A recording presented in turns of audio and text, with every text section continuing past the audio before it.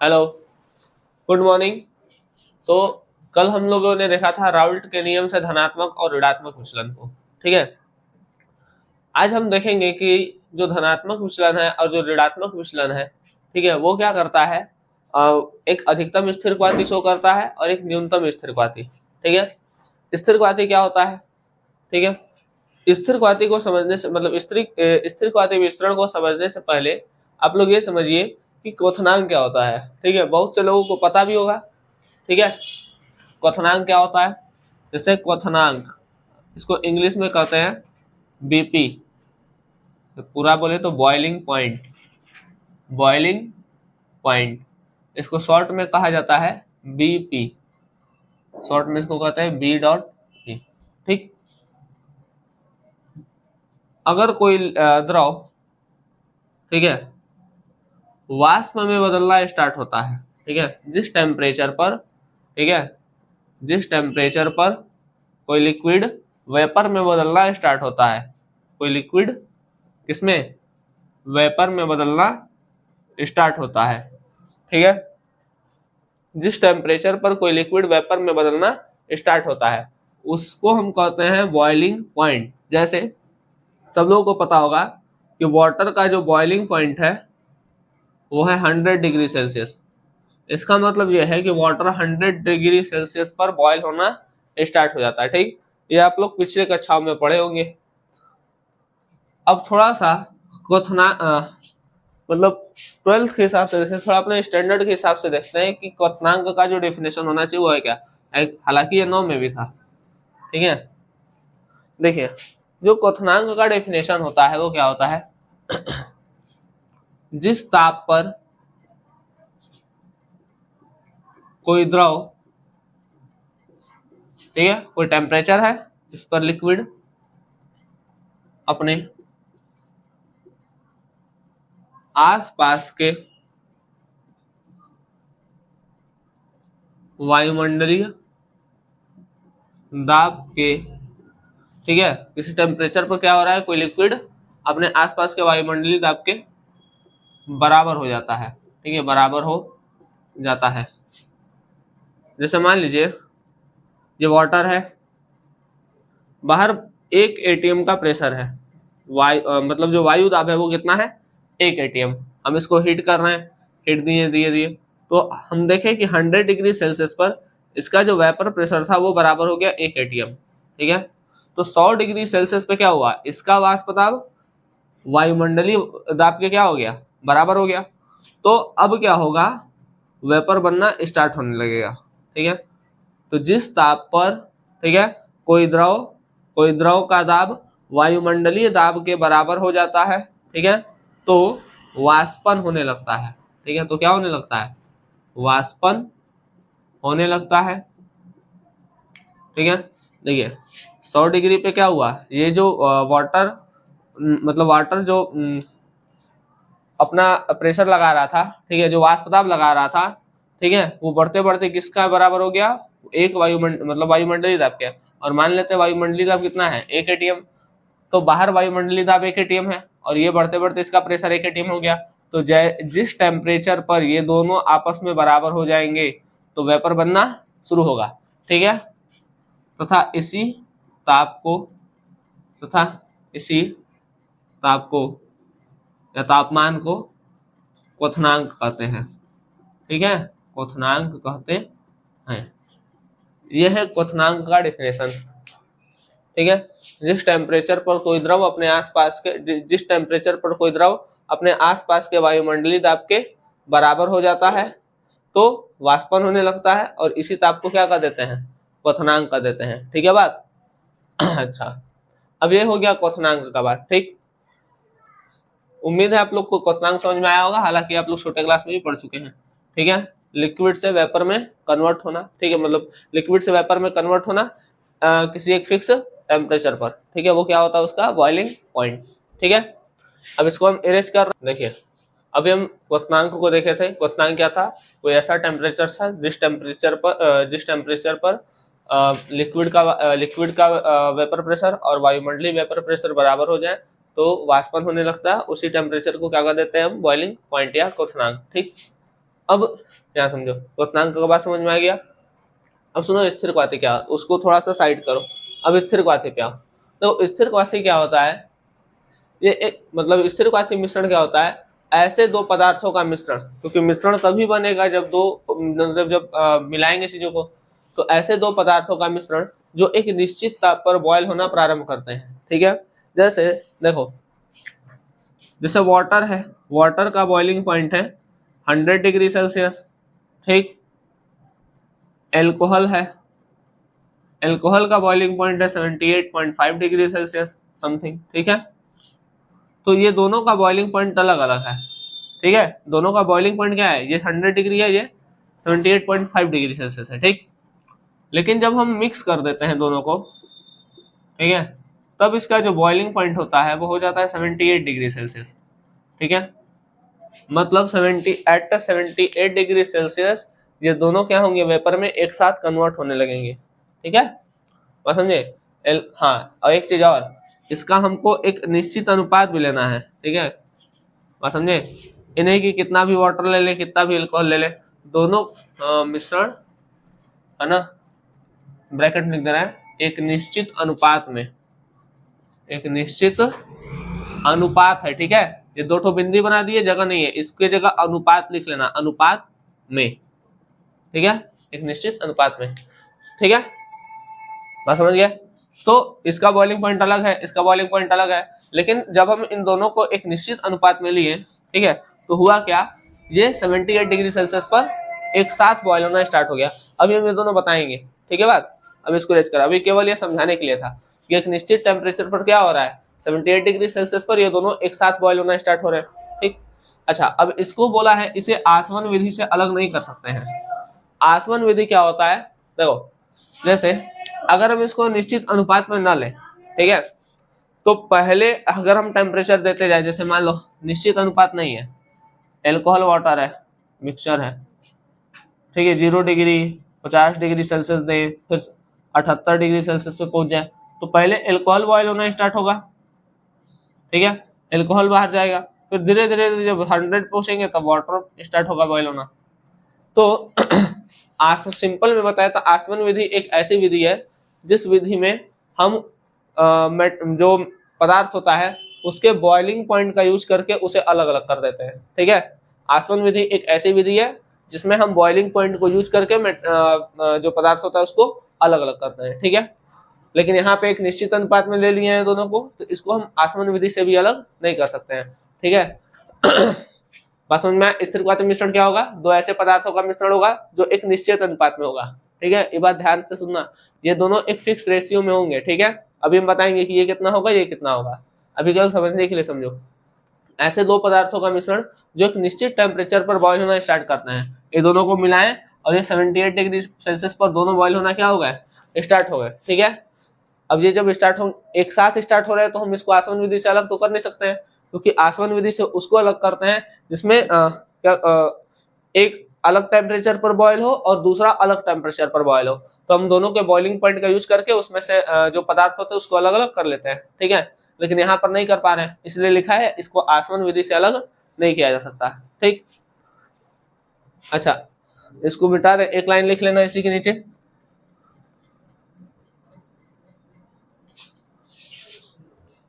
ठीक है, यहाँ एरो देके लिख लेना, ये दो प्रकार के हो सकते हैं, ये दो प्रकार के हो सकते हैं। एक होता है न्यूनतम स्थिर क्वाथी, न्यूनतम स्थिर क्वाथी विलयन। ठीक है, और एक होता है अधिकतम स्थिर क्वाथी विलयन। ठीक है, अच्छा, एक चीज अगर हेडिंग से देखना चाहो तो ये देख सकते हो, इसमें हम एक पॉइंट लिखा है कि एक निश्चित ताप पर बॉयल होना स्टार्ट होता है ना। स्थिर माने होता है फिक्स, इसमें दो चीजें हैं, एक है स्थिर और एक है क्वाथी मतलब क्वथनांक। स्थिर मतलब जो फिक्स है और क्वथनांक मतलब, स्थिर मतलब जो फिक्स है, क्वथनांक मतलब बॉइलिंग पॉइंट। तो जो मिक्सचर है उसका बॉइलिंग पॉइंट क्या हो, फिक्स हो, फिक्स मतलब एक निश्चित हो। ठीक है, एक निश्चित बॉइलिंग पॉइंट पर मिश्रण, ठीक है, बॉयल होना स्टार्ट कर दे रहा है, ठीक है, ठीक है, तो उसे ही स्थिरघाती विलयन कहते हैं। तो हेडिंग से भी समझ सकते हो। अब हम बात करते हैं कितने टाइप के होते हैं। तो ये दो टाइप के हो सकते हैं, एक होता है न्यूनतम स्थिरघाती विलयन और एक होता है अधिकतम स्थिरघाती विलयन। ठीक, तो देखते हैं न्यूनतम स्थिरघाती विलयन क्या होते हैं और अधिकतम स्थिरघाती विलयन। चलिए देखिए, तो अभी हम बात किए थे दो तरीके का होता है स्थिरघाती विलयन, एक होता है न्यूनतम स्थिरघाती, एक होता है अधिकतम स्थिरघाती। तो पहले हम बात करते हैं कि इसको न्यूनतम स्थिरघाती क्यों कहते हैं, उसको अधिकतम क्यों कहते हैं। ठीक है, हर डेफिनेशन में जितना भी वर्ड लिखा है सब एक लाइन से देखते चलते हैं। यहाँ पे लिखा है वे विलयन जो एक निश्चित संगठन पर, ठीक है, मतलब विलयन में क्या होना चाहिए, एक निश्चित मात्रा होनी चाहिए इन्हें की कितना भी हम, जैसे अभी पीछे बताए थे कि अल्कोहल और वाटर अगर हम ले रहे हैं तो उसको एक निश्चित अनुपात में मिलाएंगे। ठीक है, इन्हें की कितना भी अल्कोहल मिला दे रहे हैं और कितना भी वाटर मिला दे रहे हैं। ठीक है, राउल्ट के नियम से अत्यधिक धनात्मक विचलन। अब देखिए कल एक चीज पढ़ाए थे मैं आपको, दो तरीके का विचलन दिखाता है, एक दिखाता है धनात्मक और एक दिखाता है ऋणात्मक। धनात्मक में था वाष्प दाब ज्यादा बन रहा था, ऋणात्मक में था कि वाष्प दाब कम बन रहा था। ज्यादा कब बना होगा, जब बॉइलिंग पॉइंट कम रहा होगा। कम कब बना होगा, जब बॉइलिंग पॉइंट ज्यादा रहा होगा। ठीक है, मतलब आकर्षण बल ज्यादा है, यहाँ पे लिख देना। वाष्प दाब मतलब ज्यादा कब बन रहा होगा, जब आकर्षण क्या रहा होगा, जब आकर्षण कम रहा होगा। आकर्षण कम होगा तो हमको जो टेम्परेचर देना पड़ेगा, है ना। आकर्षण कम होगा तो तापमान क्या देना पड़ेगा, कम देना पड़ेगा। ठीक है, आकर्षण कम होगा तो वाष्प में बदलने के लिए उसको टेम्परेचर क्या करना पड़ेगा, कम देना पड़ेगा। मतलब हमारा जो बॉइलिंग पॉइंट होगा वो कम होगा। यहाँ से तो यही बात निकला था। ठीक है, बात समझे, वही चीज है। देखो धनात्मक विचलन क्यों बोला है, क्योंकि राउल्ट के नियम से अत्यधिक धनात्मक विचलन प्रदर्शित करते हैं। ठीक है, न्यूनतम स्थिरघाती। अब हम इसको एग्जाम्पल समझते हैं। एग्जाम्पल है जैसे एल्कोहल प्लस वाटर।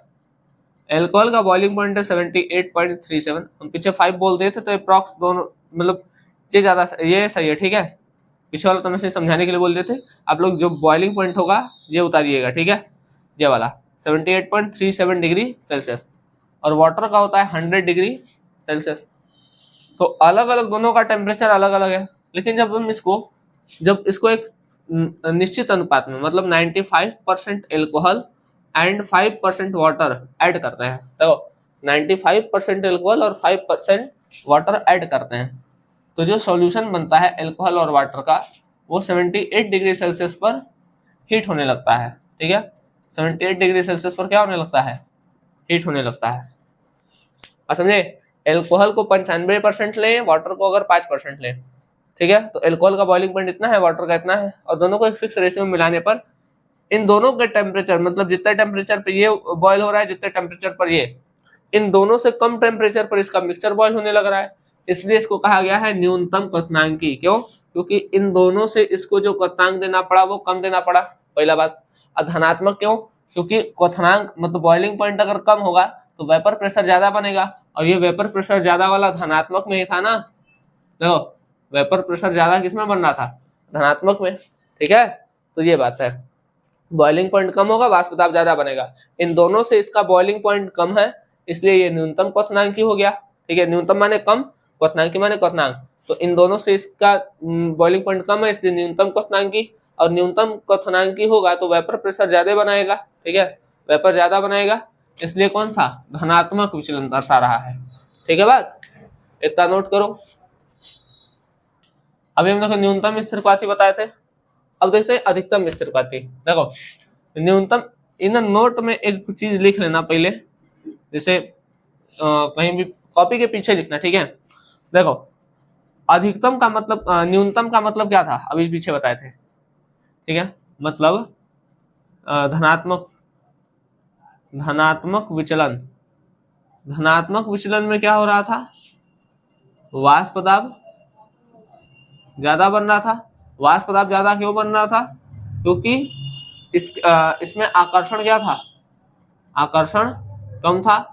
आकर्षण कम था, इसके वजह से जो टेम्परेचर था, मतलब टेम्परेचर क्या देना पड़ रहा था, कम देना पड़ रहा था, और टेम्परेचर कम देने की वजह से बॉइलिंग पॉइंट क्या था, कम था।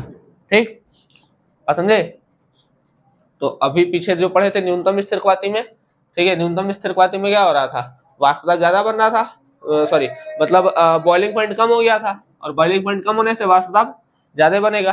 ठीक है, इसलिए वो धनात्मक विचलन दिखा रहा था राउल्ट के नियम से, इसलिए धनात्मक स्थिरक्वाती था।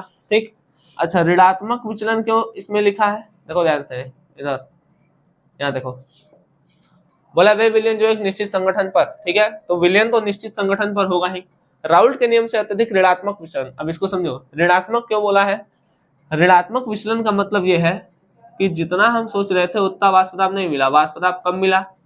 वाष्प दाब कम क्यों मिला होगा, क्योंकि आकर्षण ज्यादा रहा होगा, तेजी से पकड़े होंगे सब, इसीलिए तो वो कम मिला, ज्यादा तेजी से पकड़े हैं, वेपर जल्दी बन नहीं पा रहा था। आकर्षण ज्यादा होगा तो हमको तापमान क्या करना पड़ेगा, ज्यादा देना पड़ेगा, और तापमान ज्यादा देने से हमारा बॉइलिंग पॉइंट क्या हो जाएगा, इंक्रीज हो जाएगा, बढ़ जाएगा। ठीक है, ये दो बात नोट करो, ठीक है, ये दो बात नोट करके रख लो, हमेशा काम देगा। ठीक है, हट जा रहे नोट कर लो, देखो मिटाना है। ठीक है, देखो अब ये समझो, जैसे यह है अधिकतम स्थिरक्वाती। ठीक है, ये बात समझ में आ गया कि ऋणात्मक विचलन। अब सुनो, जैसे इसमें हम लेते हैं वाटर और HNO3, वाटर हम जो HNO3 ले रहे हैं, सॉरी जो वाटर होता है वो 100 डिग्री सेल्सियस पे गर्म होता है। ठीक है, जो वाटर होता है वो 100 डिग्री सेल्सियस पे गर्म होता है, और जो HNO3 होता है वो 83 डिग्री सेल्सियस पर गर्म होता है। ठीक है, जो HNO3 होता है वो 83 डिग्री सेल्सियस पर गर्म होता है। अच्छा, वाटर हम जो ले रहे हैं वो ले रहे हैं 32%, और जो HNO3 ले रहे हैं वो ले रहे हैं 32, निकल गया था बचा 100 में से 32 जाएगा, कितना बचेगा, 8 6 68%। ठीक है, अगर हम 68% HNO3 और 32% वाटर को मिलाएं, ठीक है, समझे, तो यहाँ पर कोई सॉल्यूशन बनेगा।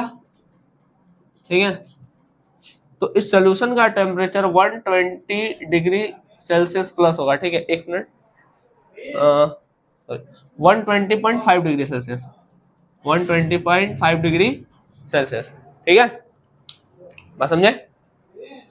अधिकतम स्थिरक्वाती क्या था, वे विलयन जो निश्चित संगठन पर राउल्ट के नियम से अत्यधिक ऋणात्मक विचलन प्रदर्शित करते थे। अभी हम तुरंत बताए हैं, ऋणात्मक का मतलब वाष्प दाब, वेपर प्रेशर कम। वेपर प्रेशर क्यों, क्योंकि आकर्षण ज्यादा, आकर्षण ज्यादा, आकर्षण ज्यादा से तापमान ज्यादा, तापमान ज्यादा से बॉइलिंग पॉइंट ज्यादा। तो देखो इन दोनों से ज्यादा इसका बॉइलिंग पॉइंट है, दिख रहा है। अब इन दोनों से जब इसका बॉइलिंग पॉइंट ज्यादा है तो वेपर प्रेशर जाहिर सा बात है कम बनेगा। ठीक है, तो इसलिए इसको क्या बोला है, ऋणात्मक विचलन। और अधिकतम क्वथनांक क्यों, क्योंकि इसका क्वथनांक और इसका क्वथनांक, इन दोनों के क्वथनांक से ज्यादा है विलयन का क्वथनांक।